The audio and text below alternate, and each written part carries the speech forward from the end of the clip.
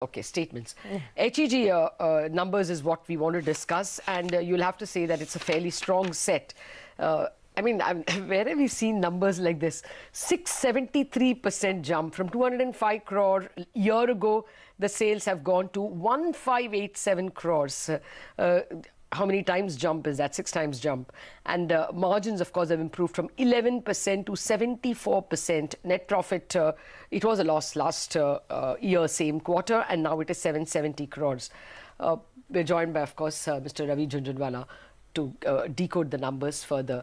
Well, first up, Mr. Jhunjhunwala, you know, would you say that you will be doing a quarterly run rate of 1,600 odd crores in revenues? Yeah, it should increase a little bit, as I had said to you last time. Last year our run rate was about 80%, and for the year we had guided to high 80s. So that ramping up is happening. It hasn't happened much in the first quarter, but going forward, this ramping up from the low 80s to, let's say, high 80s is going to happen over the next 3 quarters or so. So the tonnages are going to go up slightly. Okay. So the tonnage will go up slightly. Mr. Jhunjhunwala, good morning. I just wanted some more numbers with respect to the EBITDA per ton. This quarter, your EBITDA per ton has gone up by almost 25% quarter on quarter to $10,700 per ton. But that's also because of the lag effect in needle coke prices. Can you give us a sense of what the average EBITDA per ton could be for the company over the next few quarters? So this number you have calculated based on certain assumptions. I don't want to go into that because we haven't spoken about the volumes that we have sold. You have the price now, you have the sales number. I can only say that, as I just said, our volumes are going to increase quarter on quarter in the next 3 quarters or so, and we expect similar increases in the prices as well. Give us some idea. My guess is that we should be able to maintain. We should be able to maintain our current numbers. Okay. No, when you say current numbers, do you mean the current pace of growth, or the current number in terms of 1,600 crore net sales, or an operating profit of 2,000 crores? No. Sorry, 1,200 crores. No, I'm talking of. No, I'm talking of an increase in revenue and increase in the EBITDAs and the net profits. And when I'm saying we should be able to maintain, we should be able to maintain our percentages. All right, fine. That's good to hear. Can you give us some idea of volumes, how much was sold in the quarter under review, and how you will ramp it up in the quarters to come, by what percentage? Lata, as I just said, we have started ramping up from about 80%, which was our last year's capacity utilization. We have ramped it up a little bit this quarter, but the full impact of this will be in the next 2-3 quarters. So it will be a sequential increase over quarter on quarter in the next 3 quarters, let's say. Okay, what is the trajectory that we can expect as far as needle coke prices are concerned? What is the average currently, and how do you see it move over the next 2 to 3 quarters? See, as we discussed last time, the needle coke prices have already been decided on a half-yearly basis. So we know what we are buying at for the second half, which means from July to December. And given that our production cycle is anywhere between 2 to 5 months, there is always a lag effect. So obviously, on a sequential basis, on quarter, the full impact will start coming in. It will start coming in, let's say, in the October-December quarter, because given that we are still only in August, we are still carrying enough stocks of coke at the pre-June prices, which were the lower prices. Okay, speaking of prices, you expect the current graphite electrode prices to stay, or weaken, or improve? I definitely don't see any weakening. We are still seeing a very strong market given whatever China has done.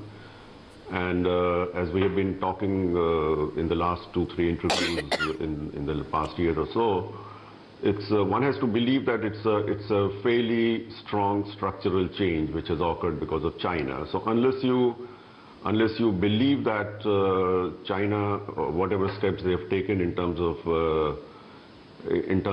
handling the environment, which is what has led to the increase in the electrode demand, so that is there to stay. And given that China is going into such minute levels of pollution control these days, not to talk about 120 or 150 million tons of steel, which is of course the highest polluter, it doesn't seem possible that they will revert back any time, that they will say, forget it, I mean, I'm restarting all these blast furnaces, I'm going to pollute the atmosphere just the way we have been doing. So that's not going to happen.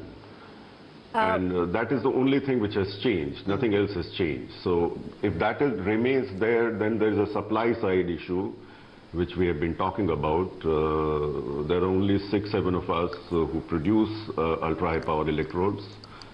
And there's a capacity constraint, and there's a big time lag between the startup of planning for expansion and by the time we reach that level. We are in the middle of talking about it. We are in touch with all our suppliers of equipments. Sure. I still don't have the number. It'll all be with us in the next 3 months. We have taken a very reputed consultant who is doing this study for us. But as it looks like today, it's going to be in the region of about $100 million. But the problem is not the $100 million. The problem is the timing. Okay.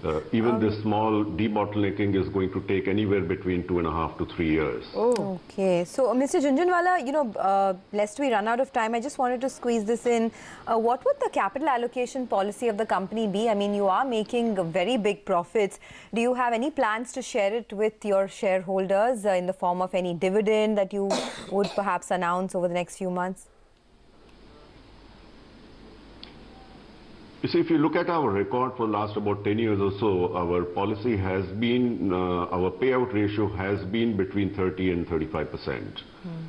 And given the extraordinary numbers that we saw last year, our last year's payout was about 38%. And I believe we will, there's no reason to believe that we will not continue with this level. And I mean, 35 to 40% payout is a fairly large number. And I'm sure we'll keep doing that. Okay. Just one final question then. Are you looking at venturing into any other avenues? I mean, you do have expansion plans, but any of that money will be invested in, say avenues like within the carbon space itself, maybe something into lithium-ion batteries, because that's what, some of the analysts have been speaking about.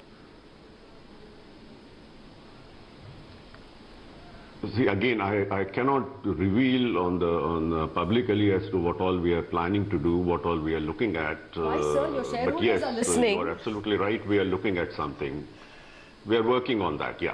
Okay. No, I mean, this is a public forum where shareholders are listening. I mean, it's as good as telling the exchange what your capex plans are. No, what I'm saying is surely we are looking at a couple of carbon-related areas which are a little bit connected to what we are doing already.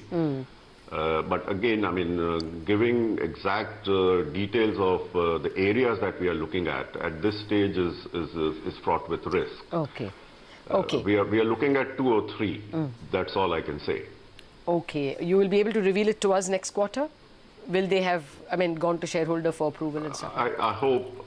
If not next quarter, at least in the next 6 months. Okay. As soon as we finalize something, it can be any time between 3 and 6 months. Okay, we didn't get much by way of number takeaways from you. Can you give us some idea of at least the EBITDA per ton that you made or realizations?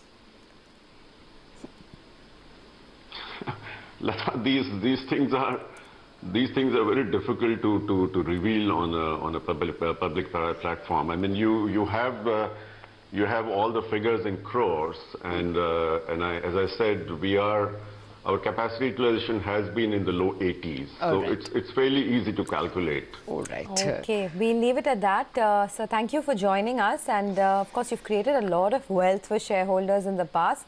We hope you continue to do that with your business and the growth plans there. Thank you. I hope so. Okay, that's HEG with some good numbers coming in, and of course great moves on the stock as well. Let's move forward now.